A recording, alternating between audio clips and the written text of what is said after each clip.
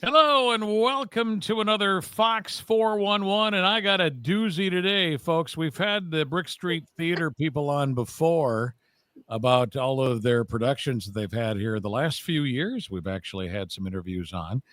And this time around, they're putting on a musical called 9 to 5. Yep. Yes, Dolly absolutely. Parton. Yep. Yep. Mhm. one. Only Dolly Parton will not be there. No, well, Dolly adjacent, we'll Okay. call it. Okay. All right. Joining me here today is Dan and Elizabeth May. Yep, they're husband and wife. yes. And your director, Julie Keeley, is also here. Nate, I don't know, for some reason, he likes to bow out of these interviews and stuff. He just likes to set them all up here. But here we are with the Brickstreet Theatre, folks. If you see the trailer, if you're watching this, it's brickstreettheater.org. You can go there for tickets. It's coming up July 20th through the 22nd. And then July 25th through the 27th. So, which is good. I'm glad you guys do that because people are on vacation sometimes, you know, or if you want to come both times, you know, you could do that if you want. Right. What do you guys do in between? Do you practice more? That's a great question. This one is set up a little differently because we have Ragbri coming to Forest City. Oh, yeah. Right. So we're doing a Sunday, Monday, Tuesday show. Okay. So typically that doesn't happen. Typically it's a Friday, Saturday, Sunday, Friday, Saturday, Sunday. I And see. usually one of those days in the week in between there, we'll do a pickup. We call it a pickup, but everybody usually comes in a weird costume and we run through it as fast as we possibly can, just so everybody remembers what we're doing. Sure. We're not going to do that this time because we only have 2 days. So Well, yeah. I'm going to give them a break. Oh, thank thank you. You're welcome. You're welcome. We're hearing of this, so it's Yes. very exciting. I'm a giver. Now you guys know, yeah, the back end of the stuff here. Good deal. Coming right from the director right here. That's right. I'm a giver. Well, Julie, let's start with you then. 9 to 5. How'd you guys come up with this idea? I know it's a great musical. It's a great movie. It's everything, even a great song from Dolly. Well, this kind of came up in a very strange little way. We initially were going to do Mamma Mia, which all excited to do that, and Maybe next time. They decided to go ahead and put it back on Broadway. And whenever that happens, they lock down the rights. So we couldn't get the rights to that. So we're like, so what else can we do?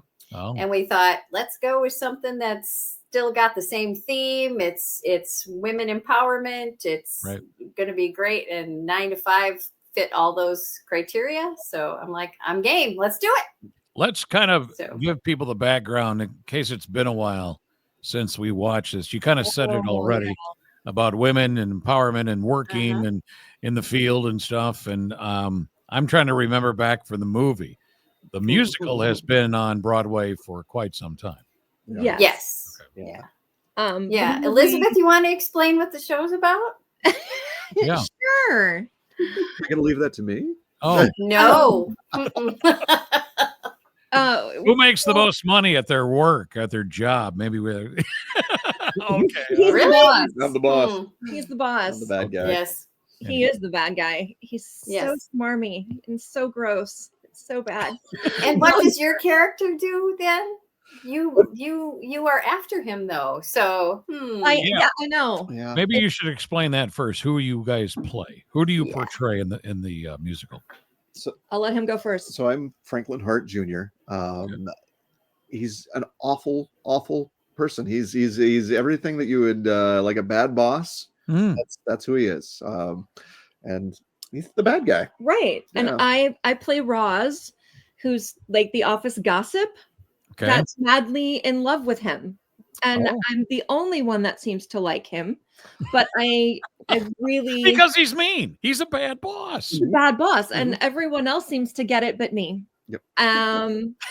So I have to pretend to be madly in love with my husband. Wow. It's a real stretch. And it's wow. Yeah. I've had to do a lot of directing here. Yeah, I'm sure you did. I mean, this has been the biggest struggle was to say, hey, can you at least act like you like him? Like him? You know, yeah. A little bit. It's a daily challenge, really. But then the story follows these three women who in the movie were played by Dolly Parton, Lily Tomlin, and Jane Fonda, I believe. Right. Mhm. Yep. Okay. So those three kind of become the catalyst for some major changes that happen in the office. What's the job again? I forget. Well, we don't know. They work at Consolidated Industries. So right, it's general office stuff. We don't know what they do. But there are a bunch of secretaries, basically. Okay. He runs it, and then there's all the secretaries. Okay. That are doing actually all the work. Right. While he sits back and plays golf. So like real life. And yeah, like real life. Like real life. I get it. Yeah. And one of them accidentally almost kills him by poisoning him. It's a terrible, terrible thing. Terrible. So then they end up kidnapping him and tying him up and holding him hostage in his own house and running the company themselves while he's away on vacation. And I'm doing air quotes for those that can't watch me do it. Yeah.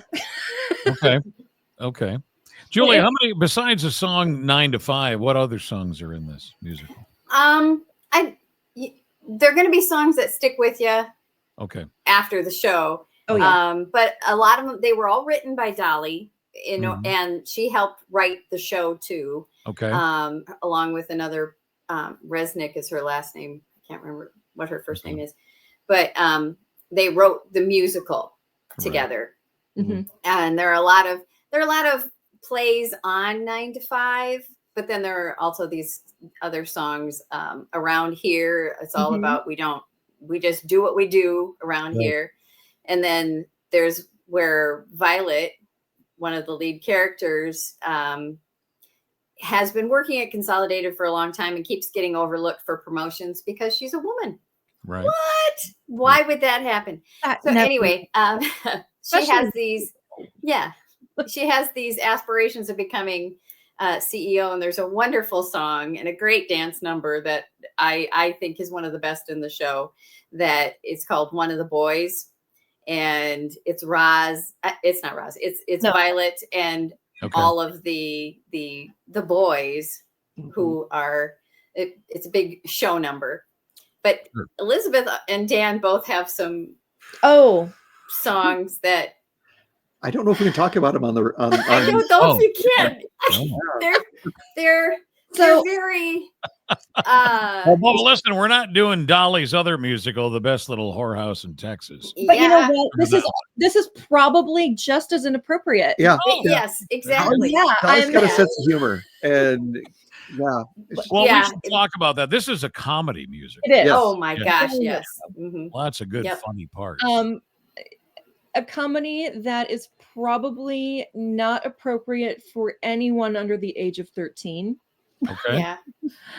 Keep that in mind when you're buying tickets. Yeah, it is. There's some themes in there that are, it's got misogyny and it's got some sexism and a lot of sexism and a lot of.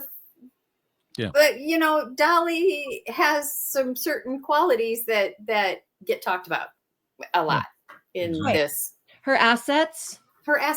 Yes, get brought up quite a bit. Of course. Right. So one of the characters' assets, there's a whole song about it.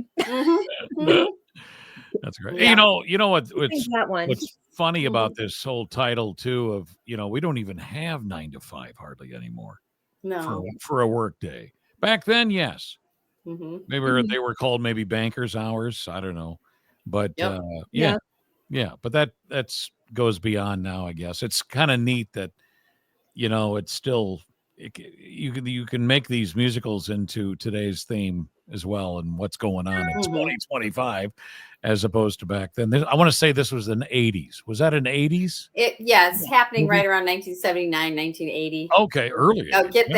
Get those fun costumes. And I love the times when people I think this is something that they wore in the 80s, and I can say yes or no because I was there. Sure. I was there. Working 9 to 5. I didn't. And overtime too. Yeah. So, how many people in the production total? Oh, we have 29 cast members. Oh, wow. So yes, it's a plus a chorus as well, wonderfully. or That includes everybody. Mhm. Yeah, that the includes ensemble is so critical to this show. Mhm. I mean, they fill everything out. I mean, they're the office workers, they are the dancers, they are the set movers, and this show Mhm. clips along at a great pace. And what's another thing that I loved about it, the thought of directing it, was that it in and of itself Sure. is it just keeps itself going like It's a freight train. little train. Yeah. Yep. Well, Dan and Elizabeth, since you're married, do you find yourself getting practicing at home with your, Much to our children's chagrin. Yeah. Yeah. what is mom and dad doing? I think you're married. Our daughter especially wishes that we'd stop Oh, practicing she's our like, songs. do not sing your songs, Yeah. Mom. You cannot sing that song in Yeah. front of me. Do Yeah. not do it. Yep. Yeah, I don't know. Well, how old and your their kids son Noah is part of the ensemble too. So we He get a is. lot of. are. Oh, hey, it's speaking of kids, do you have kids in it? They had to be Well- 8th grade, going into 8th grade or higher, Okay. just because there's themes in the show that Sure, exactly. Well, and I was going to ask you what the most difficult part was, and you probably are saying it, just to be able to keep it kind of, I don't know, PG-13. it's PG-13. Yeah, Okay. yeah, Okay, PG-13. yeah. Yeah. That's where I would put it. And it's life too. So it's not like it's there's some language, there's some Sure. A Adult lot themes. of adult themes. Most of it is suggested Sure. or yes, highly suggested. Yeah. So Yeah. that's in there. And obviously when we're dealing with themes like misogyny and sexism and all that becomes inherent part of the story. It's what is the overall message there and what's the redemption, Mhm. and Yes. what's the journey of these women and how do they grow? Right. Right. You know, one of the things I love when it comes to movies is outtakes.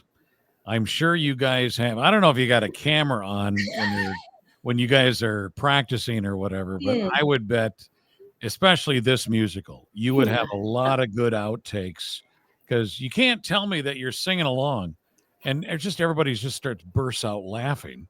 Yeah. Oh, it's Oh. happened. It happens. Oh yeah. It really happens. Oh yeah. Sure. That's Oh, what's yeah. fun about being up on stage. It's like, oh, I can't believe I'm singing this. We have one of the things I appreciate is we would do we have rehearsal notes after every rehearsal, and there's a section of that devoted to the quote of the day. Oh, And it's okay. It's usually taken completely out of context too. yes, Right. yeah. See, this is good. We're learning stuff behind the scenes. This Yeah. is awesome. Yeah. Yep. So that's always fun. It's Yeah. the main thing that people look for in their notes. They don't look at, hey, this is what the No, director we're- needs you we're to looking do. for They go it. right to, what's the quote of the day? Sure. Well, Julie, you had people that tried out for different parts, right? Or do they know, or is that your job to basically, when you have, I don't know how many people show up for tryouts, but do you find their, I don't know, the way they do what they do fit people with a stereotype or whatever? Well, I mean, there are certain things in the show that you need to meet certain things. There's certain things Sure. you can create Right. too. Well, you You can't know. give a kid an adult, thing, And vice versa. that's what I appreciate about community theater, is that Mhm. we aren't forced to use people who aren't the right age range. You know, we do have in the audition process. It's always a nail biter for me, because I'm always like, okay, who's going to show up? And we every single time, across the board, and I think Dan and Elizabeth will agree with this too, because they've both been on this side of the stage, Mhm. that it's amazing in this area. The people you need always show up. All right. And this audition was wonderful. We had an outside person sitting in with us too, giving his opinion, so that it didn't seem like Julie just picked certain, of course, I don't hold back, but Tim was very helpful in helping us with voice blending and how it worked and what he saw, and it seemed to be similar to what you're talking about a production that's 45 years old. Mm-hmm. I guess a interesting question would be, do you put a 2025 spin on it, or do you do it exactly like it was in 1980? Or this one, I think, requires that we play to the time frame that it was created. Okay. Interestingly, though, a lot of the themes still hold true today. Yeah. Which is kind of sad. Yeah. No, it is. I was talking on my show here the other day. I was talking about old TV shows, especially out of the 70s and stuff. And I was talking to some people about how, like, All in the Family never would have gone over today, in today's world and then where we're at. But it was such a funny show. Mm-hmm. Edith made that. She was the glue, that made that whole Edith Bunker, But that's what I was kind of leaning towards and stuff. Do you have to put a spin on things? And people should definitely know what's going on here. And I would think a lot of people that are going to show up, remember, they're probably going to go out, probably Netflix it just to get people to watch it before or right after. I can see that. Somebody said to me that it was playing on TNT or something like that. Just recently. So I'm like, oh. Do you have anybody in the cast that's never seen it? That never knew what this was all about? A lot. Because you gotta be, I'm 60, almost 62. And obviously I remember it, but gosh, anybody that's younger than 40 probably don't. Yeah, they know the song. Yeah. And that's about it. Then that's about it. So unless they're huge musical theater fans and they learned about it that way. Sure. Right. What do you find as a director, Julie? What's tougher to do, the music or the acting? Oh, I have a musical director. Well, that helps. Yeah. He's got that, you got this, right? Yeah. To try and take on both in a musical this size, no, you couldn't do it. Dan, do you sing? I do. I have one song in this show. Well, he sings in the show. Yeah. No, I wouldn't say. Well,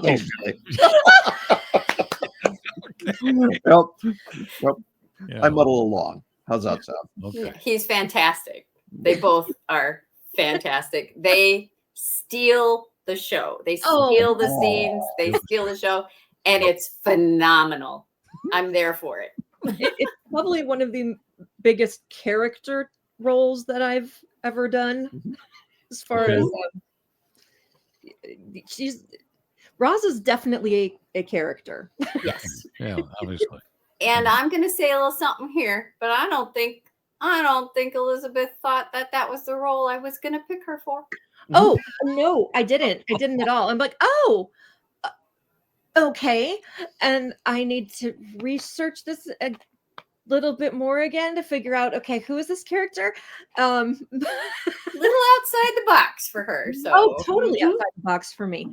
Dan fits it. I'm perfect. Just the villain. So Okay, yeah. I was going to say, is this the first time you two have worked together on stage as you're a married couple, but do you have love interest?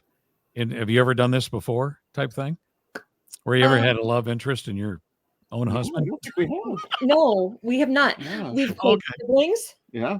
That was the first show we ever did together was in college. A few times. We've done siblings a couple of times. Yeah. Okay. The first love interest there. So. Yeah. Yeah. And this is a good one. Yeah. And I've seen you two before, but you were brother and sister before. What happened? What happened there? Yeah. Well, and I have this really glorious wig as well, so I don't even really look like me for this particular role. So that is actually kind of freeing. Sure. What about you, Dan? Do you have a wig? Why would I need one, Julie? Yeah. Are you... A bad boss has got to be bald. Come on. Well, I No, mean, he's got. No, Nope, got he's not. He's got got a a- toupee. That is awful. Magnificent hairpiece. awful. It's so Magnificent. bad. All of you. It's just that's feel great. very unsupported. It's Well, this is going to be fun. 9 to 5. It's at Brickstreet Theatre. It's going to be coming up at 2 different times in July. Julie, are you the main director for a lot of Brickstreet stuff, or? This no, no. this is We just- do four shows a year, and Okay. you got to spread that out a little bit. This is my 6th main stage production though, so I have directed quite a few. I like being on the stage too, so Yes, she's wonderful. Well, just for fun, since this musical is about work, what do you guys actually do for a living? This is a kind of a side hustle thing, right? yes. It definitely is. For me, I teach high school English, and I'm the drama director, Oh, speech coach at Perfect. GHB High School in Garner. so your kids are going to come out there and watch you. Right? I mean, they're gonna just Yes. be so can only critical hope. of you. You know that, right? Yeah. So that is my day job. That's what I do. Okay. I manage the Bowman Fine Arts Center here in Forest City. Oh, okay. I spend all day at work, and then I come back to work to Yeah. play at night. So Yeah. You're working a lot more than 9 to 5 plus overtime is what it is. there you go. Yeah. In a fun way. In a fun Yeah. way. But Yep. yeah. Julie, what do you do for a living? I am the business affairs manager at Waldorf, so I spreadsheets and stuff. Oh. you know. All the That fun kind of- stuff. You'd rather do this. Come on, all of you would rather do this, right? No. No. Oh, what? What? If you could make a living being on stage, wouldn't you do it? No. 100%. I Yeah. would 100%. Yeah. Mm-mm. Why not? No, Mhm. if I was trying to do it for like my job, I wouldn't love it anymore. Oh, Okay. Aw. that's interesting. Oh. I Yeah. like that. Kind of started down that road actually, and realized I don't want to do this for my job. I love I love having it as a hobby that I can do, and it's still fun. But as far as work, I really enjoy teaching. I like my kids at school. Yeah. Well, it's called a career. Most You know, Yes. and you don't ever, I mean, 45 years for me doing this stuff. I never call it work. I call it putting my time in. for I'll a be- paycheck. This will be my 20th year at GHV coming up. Wow. That's Yeah. fantastic. Congratulations. That's awesome. Thanks. And I think it's always fun. I think, first of all, I don't know. We used to call them hobbies, but now everybody's got to have a side hustle. We got to do something Yeah. other than what we do because we have sanity to keep, Mhm. and Yes. we need to do that. So, yeah, I just retired from my side hustle last year, so I Congratulations. Wow. don't do the weddings anymore. I sold it off. I said, I'm over 60. I'm done. Speaking of ages, Julie, do you what's the oldest person that's an actor or an actress on stage for In you? our state, in this production, Yeah. I think it would be Mike, right? Okay. Oh, sure, Mike Brown. Yeah. 60s, 70s, He's 80s, late 60s. late 60s. How cool is that you got Yeah. people to want to perform? I mean, that want to get Mhm. involved with this stuff. Oh my goodness. We have even older than that who love to come out and audition, and Right. we Yeah. have such a pool of people to choose from. It is amazing. Yeah. And then the littles too. We have all the littles. There's a Brickstreet Kids. They're gonna do Snow White here, so that's Oh. we get them Sure. started young. We really try and create a space where everybody's welcome. Yeah. I mean, Mhm. it doesn't matter if you've done something or if you have no experience or it's been 40 years since you were on stage. Mm-hmm. Mhm. We're trying to make a family. Well, I think it's Yes. cool to find some undiscovered talent too, and say, you should have started this a long time ago. This is great. That's why it's cool to have the kids. Yes, I like to call those people closet thespians. That's good. Yes. Yeah. All right. Well, hey, before we wrap it up, can we give the details? You guys have a Facebook page, any socials? Obviously, brickstreettheatre.org. By the way, that's theater with TRE, not the other way. Okay. Brickstreettheatre.org is the website. We'll tell you everything you need to know, but let's tell everybody here how to get tickets. If you want to mention the price, you can. Yep. But other than that, and then the nights again that you're doing this. Yep. Well, we have tickets available through brickstreettheatre.org, or you can call the box office, which is 641-585-1800. 1800. That's right. Is it right? I'm pretty sure that's right. Yeah. I think it's right. Yeah. That's the guy that works there. And you can leave a message, and Linnea will get back to you right away. There's also going to be seats available at the door. We have a beautiful theater. The Bowman seats 635, and we haven't filled it up yet. Okay. So we're looking to do it. Let's do it. So let's hope it. And it'll be Sunday the 20th is going to be at 2 p.m. Then there's the 22nd and 23rd, both at 7. And then there's July 25th and 26th, which is at 7 p.m. And then Sunday the 27th, which is at 2 p.m., which would be our final show. Okay, so a mixture of matinees or evening shows, either one. That sounds fun. Well, let's get everybody there then. It's at Brickstreet Theatre. Where is it located there in Forest City? Well, this one's going to be at the Bowman Fine Arts Center. Dan, where is that located? It's located at 225 John K. Hansen Drive in beautiful Forest City, Iowa. Sounds like Forest City. John K. Hansen. Yes.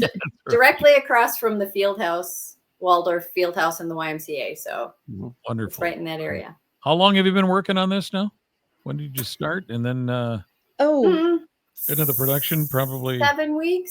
Wow. I think we've been working on it so far. Yeah. Since the end of May. Yeah. Auditions were mid-May, so yeah. And we do 3 nights a week, so we try not to kill people. So I gotta ask you one more question. And Elizabeth, you can answer this since you're into drama. Or Julie, you can answer this too, or maybe back her up on this. But tell me the secret of memorizing lines. Is there a secret to and don't say, well, we practice at home, all that, but you know what I'm talking about? No, yeah. That's a key thing that I think a lot of people would freak out about. I don't know. There's no way I can memorize all this. Everybody has their different tricks that work well for them. And so what I tell my actors and what I do myself, record yourself and then listen to it. Okay. Because that helps sometimes. I also tend to write out my lines, like on note cards, because once you've written something down, it's going to stick in your brain a little bit better. So that's another way that I do that. Write it down. So both of those tend to work the best, and then just practice. Julie, do you allow those? I mean, I'm sure there's a point where no more cheat cards.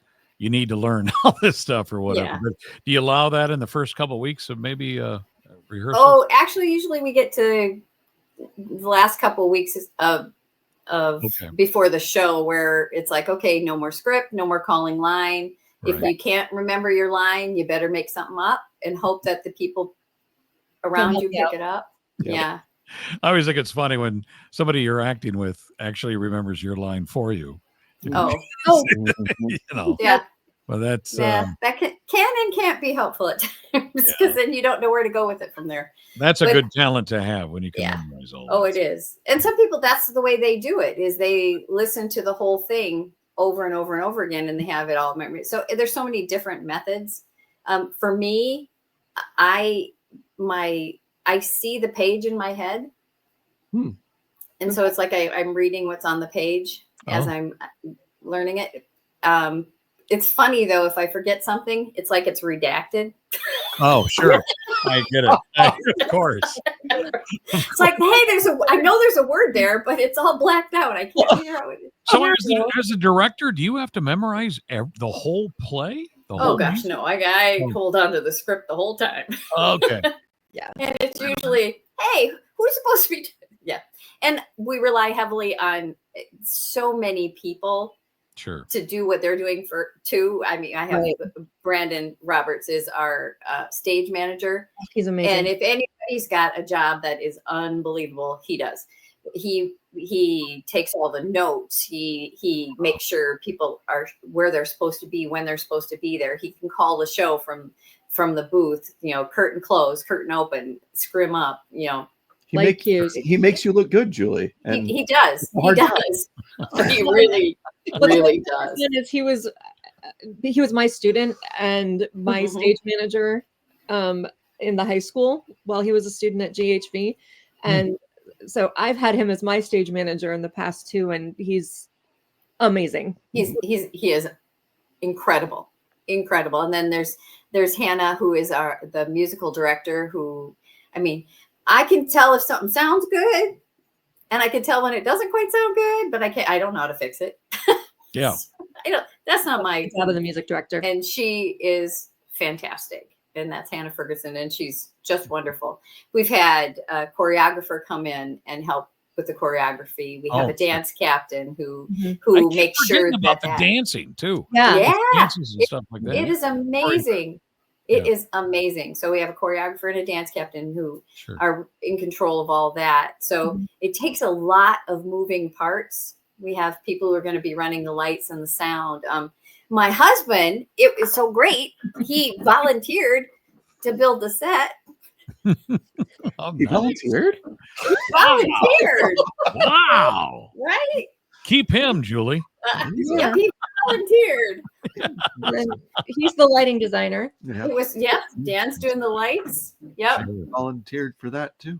Yes, you did. Well, I don't know if I ever officially asked you. I think I came up and I asked questions. Oh.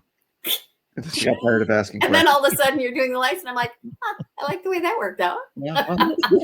That's great. So you volunteered too. Oh boy. Wonderful. How many songs total in the song? Is there a dozen? Oh yeah. More? Okay. I think so. I think there's a dozen.